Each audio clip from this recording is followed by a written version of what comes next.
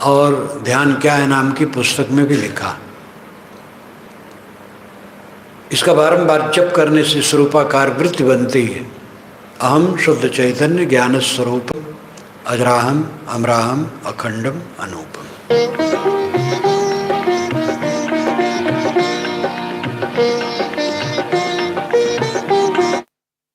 अहम शुद्ध चैतन्य ज्ञान स्वरूपम।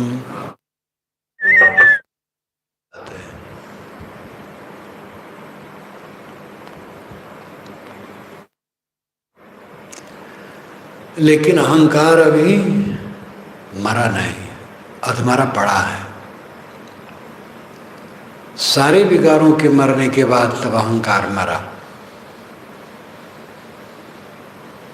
और जब अहंकार मरा, अंधकार खत्म हो गया।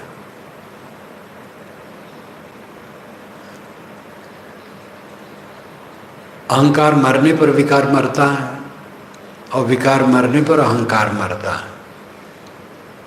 ये दोनों का संबंध है। मरते मरते जब अहंकार बिल्कुल मर जाता है, फिर दुख नाम की चीज नहीं रह जाती। मानसिक दुख खत्म हो जाता है। बड़ा से बड़ा आंदोलन उसको क्षुब्ध नहीं करता है। बड़ा से बड़ा दुख उसको क्षुब्ध नहीं करता है।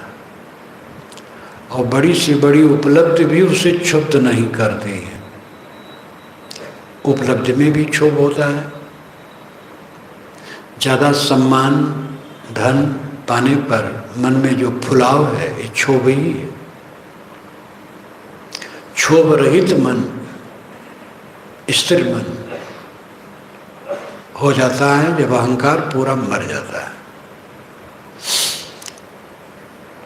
किसी का अहंकार पूरा तत्काल नहीं मरता, मारते मारते मरता है। ज्ञान की पूरी स्थिति का अर्थ है अहंकार शून्य हो जाना। सरल चित्त, अहंकार शून्य, ये मोक्ष की पूरी अवस्था है।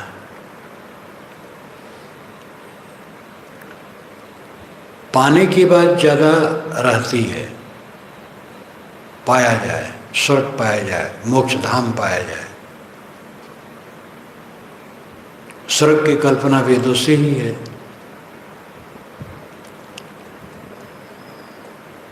स्वर्ग लोगों को लुभाने के लिए है। अच्छा काम करें स्वर्ग में जाएंगे, ये सच है कि अच्छा काम करने से आदमी को स्वर्ग मिलता है। लेकिन स्वर्ग कहीं बाहर नहीं। निर्मल मन स्वर्ग है, गंदा मन नरक है। लेकिन स्वर्ग नरक की कल्पना ज़्यादा है। बाहर बाहर स्वर्ग मिलता है और मोक्षधाम मिलता है। मिलने की कोई चीज नहीं है। स्वर्ग अपने में है, मोक्षधाम अपने में है। मन जितना जितना निर्मल होगा स्वर्ग होता गया। जितना अंतर समाहित होता गया मोक्ष होता गया। अंतर संतुष्ट हो गया, पूरा मोक्ष हो गया। ये करने से होगा। ढील ढाल आदमी किसी दिशा में पूरा सफल नहीं होता है, थोड़ा थोड़ा कर पाता है बस। जो सशक्त होता है किसी भी काम में, विद्यार्थी लगन से लगा है तो वो पढ़ाई में सफल होता है। किसान लगन से लगा है तब किसानी में सफल होता है। राजनीति, विज्ञान, वैज्ञानिक पूरे जीवन को समर्पित कर दिए हैं तब इतना अनुसंधान किए हैं। कल्याण का काम सबसे बड़ा है। सब कुछ किस लिए है? विज्ञान किस लिए, खेती किस लिए, व्यापार किस लिए, शासन किस लिए है? सब कुछ मनुष्य के सुख के लिए है। और मनुष्य का परम सुख चित्त का अहंकार शून्य होने पर, निर्मल होने पर होता है। और ये खुद करना पड़ता है, कोई नहीं कर देगा। कृपा साध्य, साधन साध्य या श्रम साध्य। कृपा साध्य है कि श्रम साध्य है? प्राय विद्वान लोग पूछते हैं कि महाराज ये कल्याण अवस्था श्रम साध्य है कि कृपा साध्य है? यानी किसी की कृपा से मोक्ष होता है कि अपने परिश्रम से मोक्ष होता है? अपने परिश्रम से मोक्ष होता है, इस बात को लोग भूले रहते हैं। कृपा साध्य ईश्वर और गुरु, ज़्यादातर लोग ईश्वर को पकड़ते हैं, कुछ लोग गुरु को पकड़ते हैं। और ऐसे गुरु हैं जो स्वयं ये निर्देश करते हैं और उनके साथी और उसको मजबूत करते हैं कि गुरु जी की शरण में आ जाओ बस, फिर वो अपने ऊपर ले लेंगे, वो पूरा कर देंगे। ये अतिशयोक्ति है। वाक्य बुरा नहीं है, गुरु जी की शरण में आ जाओ वो पूरा कर देंगे, ये वाक्य बुरा नहीं है। लेकिन वाक्य का अर्थ एक सीमा रखता है। गुरु रास्ता न बताए तो हम कुछ नहीं जान सकते। ये मैं स्वयं सोचता हूँ, मुझे गुरुदेव न मिले होते तो पता नहीं कहाँ भटकता होता। तो गुरु का मिलना, यथार्थ गुरु का मिलना बड़े सौभाग्य का फल है। और इतना ही नहीं, मिल करके फिर सहारा बनना। भक्त और संत दोनों के लिए सहारा। विरक्त होकर के लोग गुरु के पास रहते हैं, उनको तो और सहारे की जरूरत है। सहारा न पाएंगे तो वो काम नहीं कर पाएंगे। भक्त लोग को भी सहारा चाहिए।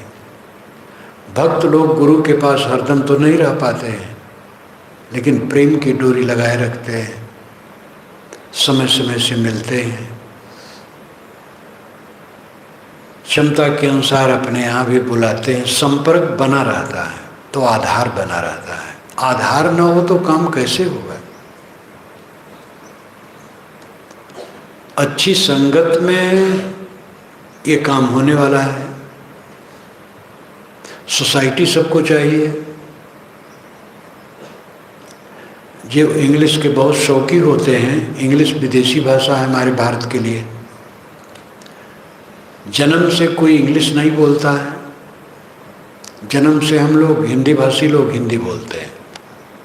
माँ से वही सुनते हैं फिर हिंदी बोलते हैं। जहाँ स्वाभाविक इंग्लिश है तो माँ से इंग्लिश सुनते हैं। हमारे यहाँ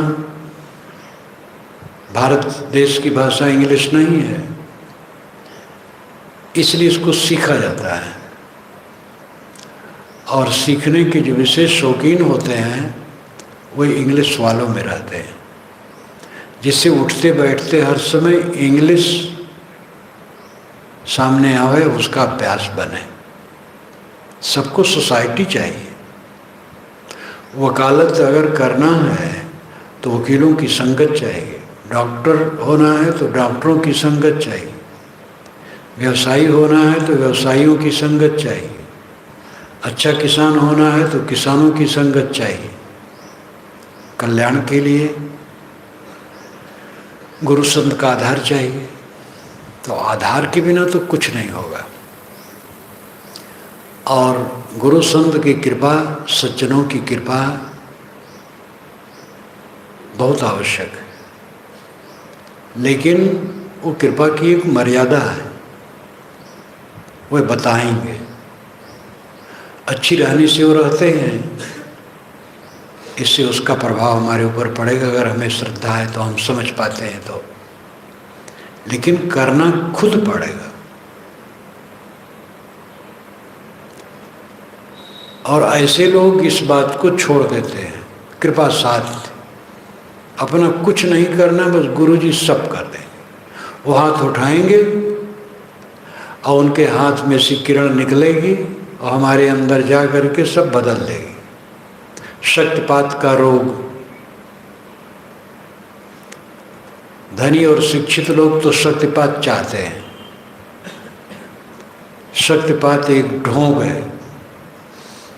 गुरु अपनी शक्ति शिष्य में उड़ेल देते हैं, तो वो चमत्कारिक ढंग से मानते हैं। इसका भी अर्थ है, ये सच है, शक्तिपात तो गुरु करता ही है। जब उपदेश करता है तो शक्तिपात ही तो करता है। इस पर मुझे ख्याल आता है और प्राय आप लोगों के बीच में कहा करता हूँ। गुरु जी से जब बातचीत हुई एक कुटी पर, शायद 1950 होगा, फिर मैंने निमंत्रित किया तो सप्ताह भर के बाद होगा, आए, रहे दिन भर, सुबह आ गए। उनके साथ श्री विमल साहब थे, यही विद्यमान हैं। और दूसरे दिन जब चले तो कहे मैं तुम्हारे यहाँ है तो मेरे यहाँ आओ। उसी के बाद बड़हरा में संत सम्मेलन था, मैं गया।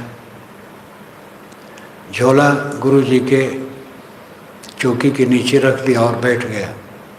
और मुझे तो जिज्ञासा ही जिज्ञासा थी, क्योंकि पारक सिद्धांत बिल्कुल नया सामने, और मैं महासगुण उपासक, राम कृष्ण विष्णु शिव का उपासक, राम नाम जप, ओम नमः शिवाय जप, ओम नमो भगवते वासुदेवाय जप, गायत्री जप, संध्या उपासना विधिवत करना, राम राम हरदम कहना मन में, चाहे कोई काम करता हूँ राम राम राम। ऐसी अवस्था में मेरे पास तो प्रश्नों के ढेर। मैं प्रश्न किया और बैठ गया। कई संत बैठे थे, साहब बोलने लगे। मेरा बाहर का सब संज्ञा शून्य हो गया, एकदम समाज जैसी लग गई साहब की बातों में। तो साहब मुस्कुराए, कहे तुम तो विदेह हो गए, बाहर से शून्य जैसे हो गए। तो जब गुरु बोलता है, बताता है, और शिष्य का अगर भाव है, शिष्य का भाव नहीं है तब तो कुछ नहीं होगा। शिष्य का भाव है और गुरु सही चीज बताता है, गुरु सही है, तो शक्तिपात तो करता ही है। लेकिन उस शक्तिपात की एक मर्यादा है। बताता है, कुल आमूल चूल नहीं बदल पाएगा, वो आपको करना होगा। वो बताएगा, बताते समय आप मुक्त हो जाएंगे, ये भी सच है। जब गुरु ज्ञान वैराग की बात बोलता है और शिष्य तत्पर होकर सुनता है तो मुक्त हो जाता है। उस समय उसके मन में कोई विकार नहीं, कोई दुख नहीं, कोई पीड़ा नहीं।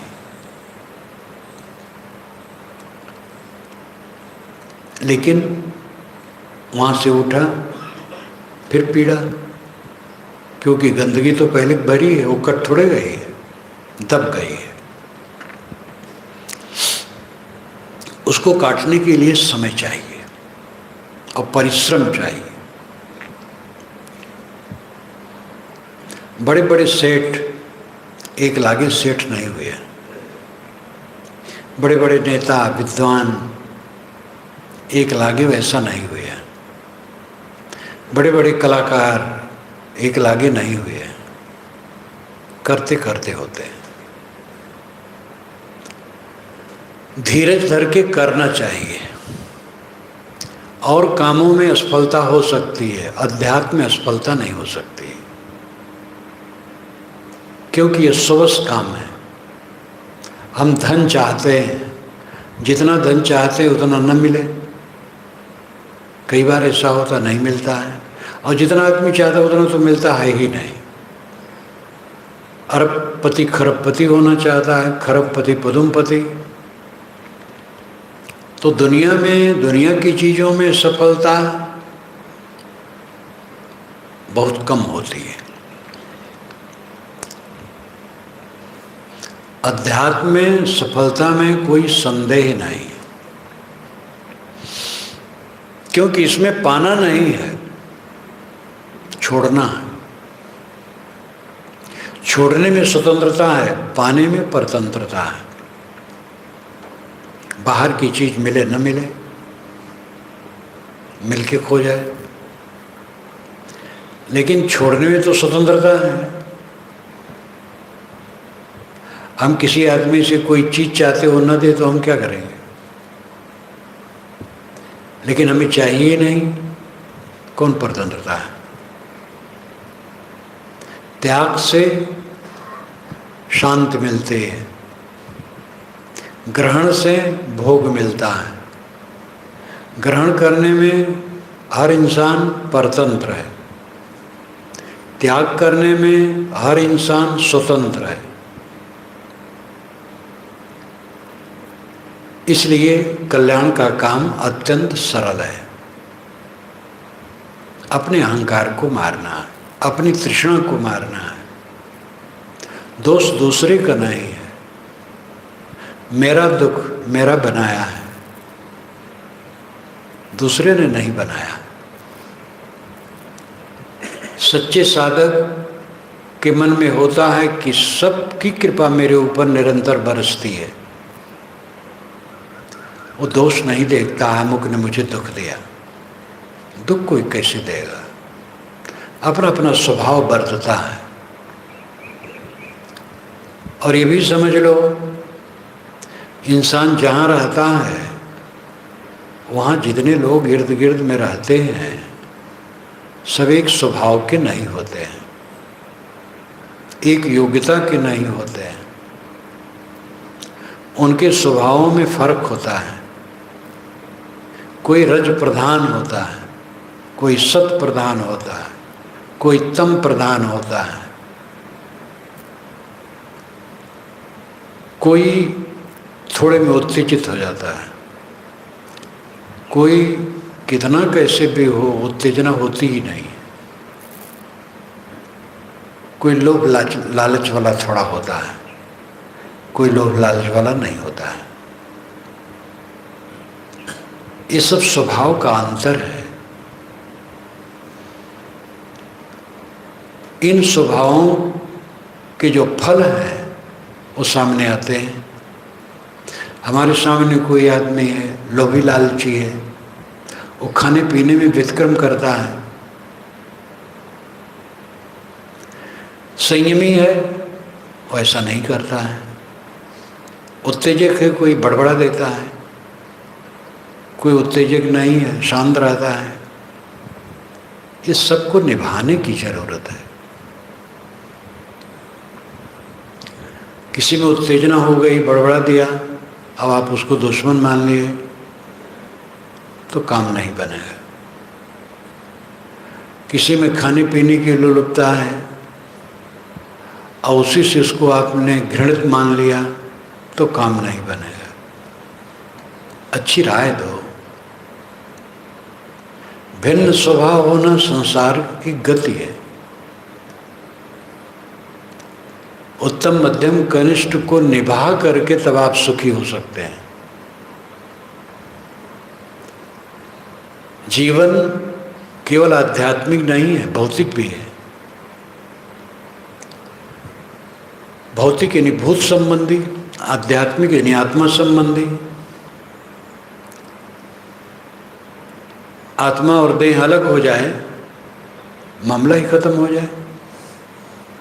हाय हाय करने वाला इंसान जब शरीर छोड़ देता है, हाय हाय खत्म। काशीवास जब मेरा होता था, वो अंतिम दिन की बात है। प्रेस के मालिक गोपाल दास प्राय मुझसे हर दिन मिल लेते थे।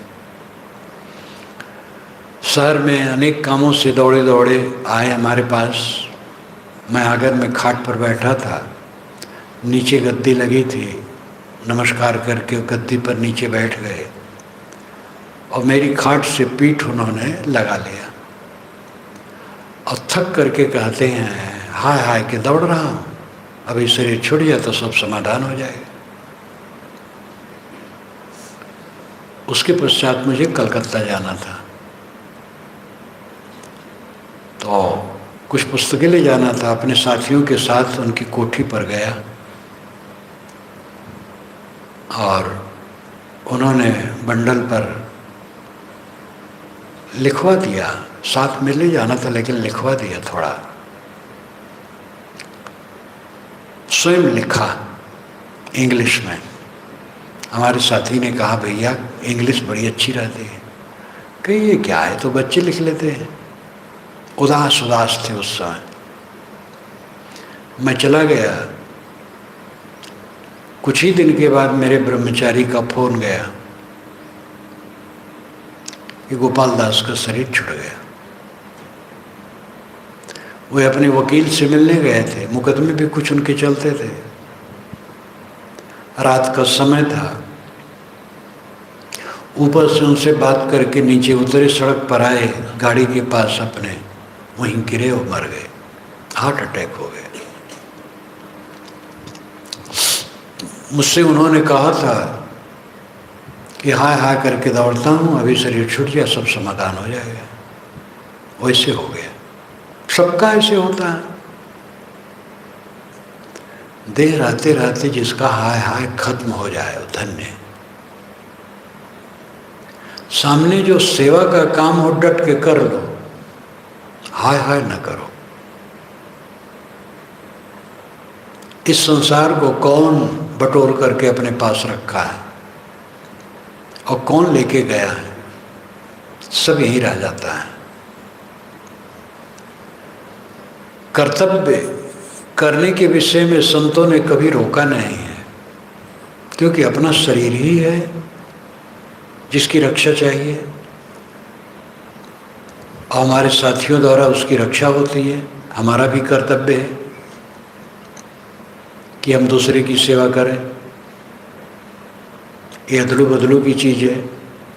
इसके अलावा भी जहाँ से हमारा कोई स्वार्थ नहीं है, समय आने पर उसके लिए भी कुछ करना चाहिए जो बन सके।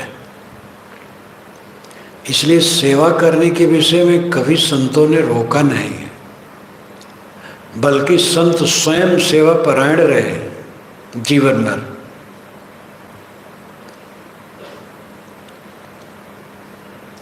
परंतु तृष्णा, अहंकार, विकार जो जलाने वाले हैं सब, इनको खत्म करना है। हमारा दुख हमारा बनाया है। संसार के प्रति हमारा मोह था, इसलिए देह में आया और ये दुखदायी शरीर धारण किया। अगर फिर वासना है तो फिर आना होगा। वासना पूरी मिट गई, उसको आना है न जाना है। अभी वो कृतार्थ है। मृत्यु कहीं नहीं है। पूर्ण बोध हो जाने पर मृत्यु शून्य हो जाती है। मृत्यु है ही नहीं। मृत्यु प्रमाद है। हमारे चित्त का प्रमाद ही मृत्यु है। प्रमाद यानी भूल जाना, अपनी दशा को भूल जाना, यही मृत्यु है। मृत्यु है ही नहीं। और प्रमाद आया तो मृत्यु हुई, भूल हुई तो यही मृत्यु है। भूल होने मतलब क्या है? मैं देह हूँ, देह मेरी है, ये भूल है, ये प्रमाद है, ऐसा सोचना। और फिर मृत्यु है। जहाँ देह में बना, मृत्यु सामने खड़ी हो जाएगी। लेकिन मैं देह नहीं हूँ, आकृत विहीन, रूप विहीन, रंग विहीन, नाम रूप से रहित शुद्ध चेतन मात्र हूँ। गहराई से इसमें डूबो। मैं शुद्ध चेतन हूँ, नाम रूप ये सब झूठे हैं। मनुष्य का चित्त नाम रूप में गड़ा रहता है। एड़ी से चोटी तक काया रूप है और इसका एक काल्पनिक नाम है। ये नाम और रूप मिट्टी के लौंदे का है। मैं शुद्ध चेतन हूँ, मेरे में नाम रूप नहीं है, मेरे में गुणकर्म नहीं है, मेरे में कोई उपलब्धि और क्षति नहीं है, मेरे में कोई विशेषण नहीं, निर्विशेष है।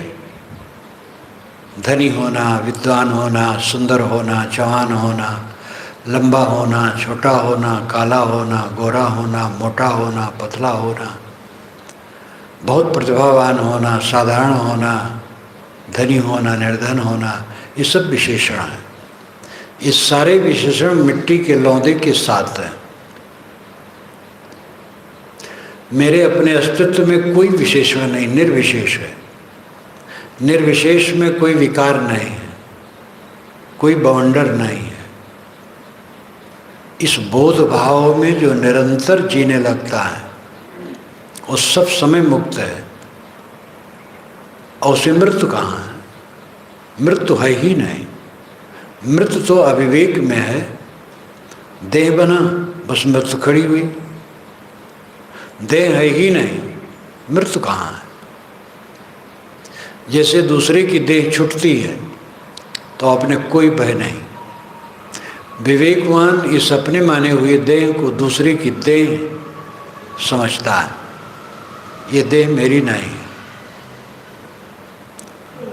और अपने शुद्ध निर्विशेष आत्मस्तित्व में जीता है। इसलिए मृत्यु नाम की कोई चीज नहीं, मृत्यु है ही नहीं। प्रमाद मृत्यु है, भूल जाना मृत्यु है।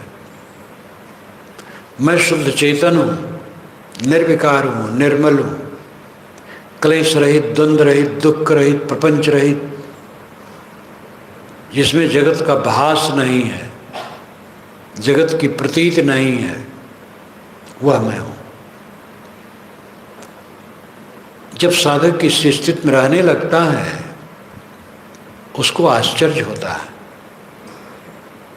मैं ऐसा हूँ और ऐसा मान के आज तक रो रहा था। सारी रुलाई अविवेक का फल है, सारा दुख अविवेक का फल है। हमें दुख होता है इसका मतलब हमारा घोर अविवेक है।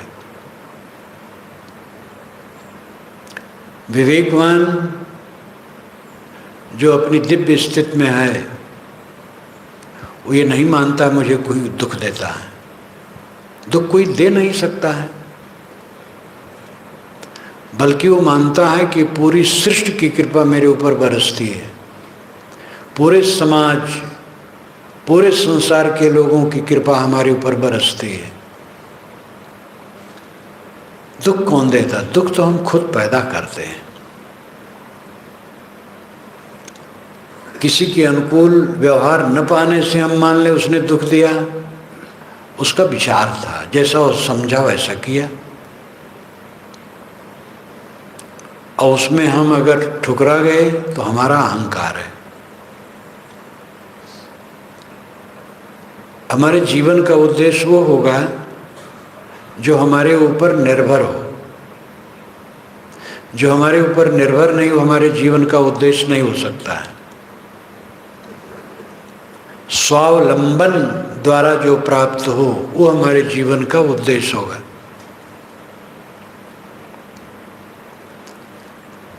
और अगर हम ये मानते हैं दूसरे द्वारा मुझे दुख मिलता है, तो इसका अर्थ यह है कि हम दुख से रहित कभी नहीं होंगे। दूसरे लोग बने ही रहेंगे, अनुकूल प्रतिकूल। दुनिया में कोई ऐसा पुरुष है, यानी कोई ऐसा मनुष्य है जिसको गलत कहने वाले ना हो और प्रशंसा करने वाले ना हो।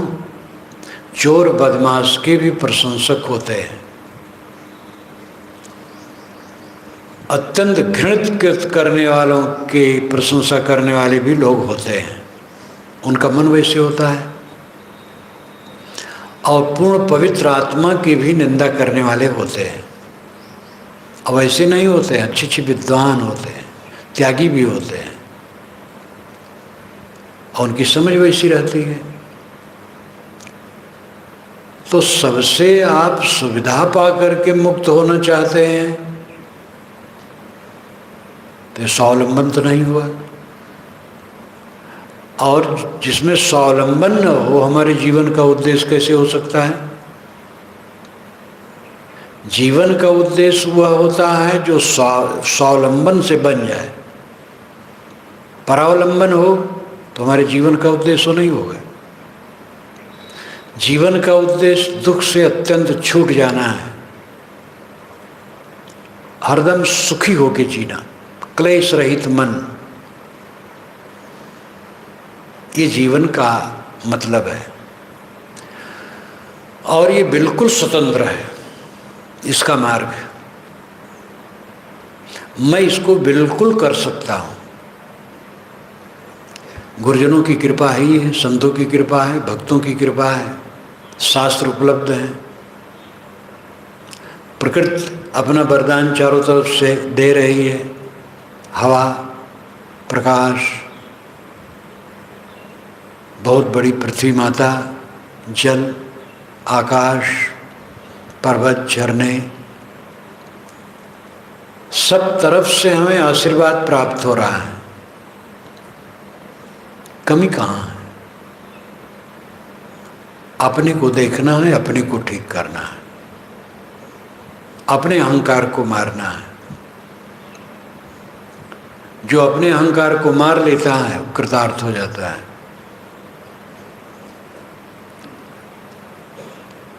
प्रकृत पुरुष का विवेक करो। पारक सिद्धांत जड़ चेतन कहता है, सांख्य दर्शन प्रकृत पुरुष कहता है।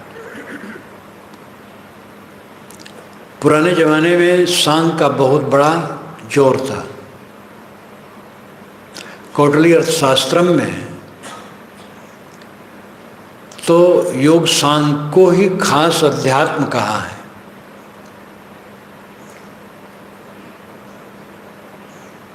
त्रयी वार्ता दंड और अनवीक्षकी विद्या। अनवीक्षकी में सांख्य योग और लोकायत है। पूरे महाभारत में सांख्य पर जितना जोर है किसी पर जोर नहीं है।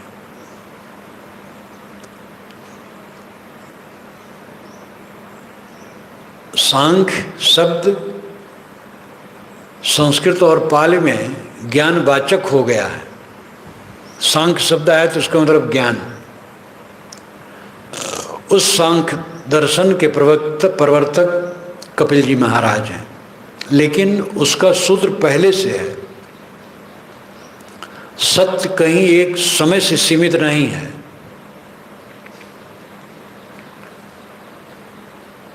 वेदों को समझने के लिए निरुक्त ग्रंथ है। निरुक्त